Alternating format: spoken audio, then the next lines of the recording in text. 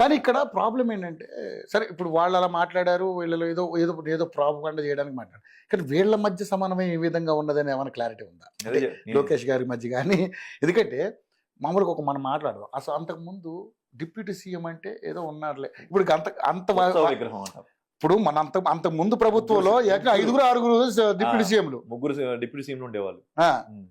పవన్ కళ్యాణ్ గారు అసలు deputy CM అంటే ఆ పదవికి వాడిని తీసుకొచ్చిన వ్యక్తి కదా, ఎలా అనిపిస్తుంది మీకు? యాక్చువల్ గా నాకంటే డిప్యూటీ సీఎం అనౌన్స్ చేసినప్పుడు కూడా మీ యోలోనో ఇంకో టీవీలో చెప్పారండి, డిప్యూటీ సీఎం వల్ల ఎక్స్ట్రా పవర్ ఏమి రాదండి. Deputy CM is only a kind of ఒక పదవి.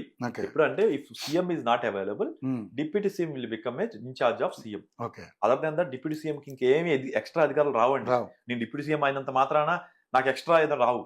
అది మీరు చాలా మందికి తెలియదు. ఎందుకంటే రాజ్యాంగం ప్రకారం డిప్యూటీ సీఎం అనే హోదా ఎందుకు ఇస్తామంటే, in the absence of CM deputy CM will act as CM. That is the only purpose. But Chandrababu గారు ఎప్పుడు ఉన్నారే, ఆయన ఉన్నప్పుడల్లా సీఎంఏ. ఆయన లేనప్పుడు మాత్రమే deputy CM will act as CM for signing or any emergency, అంతే, ఇంకేం లేదు సార్. సో ఈ రోజు డేట్ వరకు ఆయన లేదు. కాకపోతే ఈయన ఉన్న పవర్ వల్ల డిప్యూటీ సీఎం అనే దానికి పదవికి ఇవన్నీ వచ్చి రావడం వల్ల దానికి వాల్యూ పెరిగింది. బట్ అదర్వైజ్ అధికారాలు ఏం లేవండి. ఆయనకు ఉండే ప్రస్తుతం ఉండే ఆ హడావుడి చుట్టుపక్కల ఉండే సపోర్ట్ అంతా కూడా because of ministry, not because of deputy CM. Deputy CM అయినందువల్ల నాకు ఇచ్చిన, కానీ వాడుకలు మాత్రం డిప్యూటీ సీఎం అంటున్నారు తప్ప మినిస్ట్రీ వల్ల, యాక్చువల్ గా మినిస్ట్రీ వల్ల వచ్చింది. సో డిప్యూటీ సీఎం వల్ల ఇంపార్టెంట్ అంత ఏం లేదు. ఎందుకంటే ఇంత ముందు 3 ఉన్నారు. పేర్లు చెప్పండి మీరు. వైఎస్ఆర్సీపీలో 3 ఉన్నారు. ఎగ్జాక్ట్లీ మీడియాలో ఉన్న మీకే పేర్లు గుర్తులేవు. అంతకుముందు టీడీపీలో కూడా 3 పేర్లు ఇచ్చారు. అది కనీసం ఎంతో కొంత గుర్తున్నాయి. కాపులకు ఒకటి, బీసీలకు ఒకటి, ఉమెన్ ఒక కామన్ చేశారు అప్పుడు 2014 to 19. తర్వాత వీళ్ళు ఒక 3 ఉమెన్ ఒకలామని శ్రీకాకుళం విజయనగరం వైజాగ్ జిల్లాలో ఆయన ఒకరిని చేశారు. కొంతమంది ఉన్నారు పేర్లు నోట్లో అర్థం. ఇప్పుడు వాళ్ళందరూ ఇప్పుడు మాడీలందరూ చిల్లరగా అనవసరమైన దీన్ని రాద్దామని చేస్తున్న ప్రతి ఒక్కరికి కూడా బోత్ సైడ్స్ నేను చెప్తున్నాను కదా, జనసేన పర్సన్ గా మా జనసేనలో చిల్లర వ్యాఖ్యలు చేసి వీళ్ళందరూ మీరు గమనించండి. చంద్రబాబు గారు, పవన్ కళ్యాణ్ గారి యొక్క కోఆర్డినేషన్ గమనించండి. వాళ్ళు మంచిగా ఉన్నారు. రైట్ నో కావాల్సింది ఈయనకి పదవి, చంద్రబాబు గారిని దింపడం, లేదా చంద్రబాబు గారిని సీఎం గా పెట్టడం, లోకేష్ గారు సీఎం చేయడం కాదు.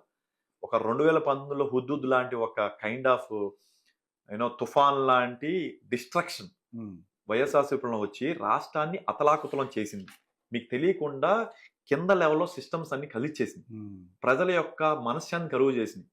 మనశ్శాంతి ఎస్పెషల్లీ పీపుల్ 2024లో పీపుల్ ఓటెడ్ ఫర్ ఎగనెస్ట్ అని కంటే, ఓటెడ్ ఫర్ కూటమి కంటే కూడా నా అనాలిసిస్ ప్రకారం ఎగనెస్ట్ కి ఎక్కువ మంది ఓటేశారు.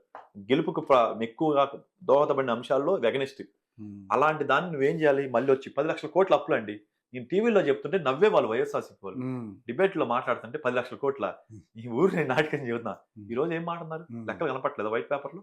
11,20,000 కోట్లు ఇంక్లూడింగ్ కార్పొరేషన్స్. ఏమైంది అంటే మళ్ళీ తీసుకొచ్చి టీడీపీ చేయలేదా? అది టీడీపీ హామీలో 3.5 లక్షల కోట్లు, కార్పొరేషన్స్ అన్ని కలిపిన 50,000 కోట్లు, 4 లక్షల కోట్లు మీరు విచ్చలవిడితనం ఖర్చు పెట్టడానికి.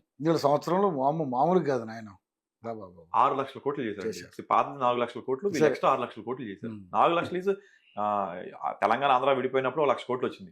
అది కాకుండా 5 సంవత్సరాల్లో 3 లక్షల కోట్లు చేస్తే వీళ్ళు 4 సంవత్సరాల్లోనే 6 లక్షల కోట్లు చేశారు. ఏంట్రా అంటే కరోనా అంటారు. ఏదో ఒకటి అంటే చేతగానమ్మ డొంకబట్టి ఆడినట్టు, ఏదో ఏ వంకాయలు డొంకబట్టి ఆడినట్టు కరోనా మీ పాత ఏదో చెప్తారు. నువ్వు దిగిపోయడానికి నువ్వు ఎందుకు చేయవు? మనం కంపెనీ పెట్టినట్టే కదా, ఒక సంస్థ పెట్టినట్టే కదా. దాని ప్రాపర్ డేటా అంటే ఎప్పటికప్పుడు శాలరీ పే చేయడానికి కావాల్సినంత ఉండాలా, అడ్మినిస్ట్రేషన్ చేయడానికి డబ్బులు ఉండాలా. ఊరిని అప్పులు తీసుకొచ్చి తీసుకుంటే కాదు కదా అడ్మినిస్ట్రేషన్ అంటే. ఇప్పుడు కంపెనీస్ తెచ్చి వాళ్ళ ద్వారా జిఎస్టీ వచ్చేదాన్ని బట్టో, రెవెన్యూ మోడల్ బట్టో, ఎకనామిక్ యాక్టివిటీ బట్టో పెంచాలి. ఇవన్నీ మాట్లాడరు. ఈ డిబేట్లు చేసే వాళ్ళకి CM, deputy CM. Deputy CM ఏం చేసుకుంటావా?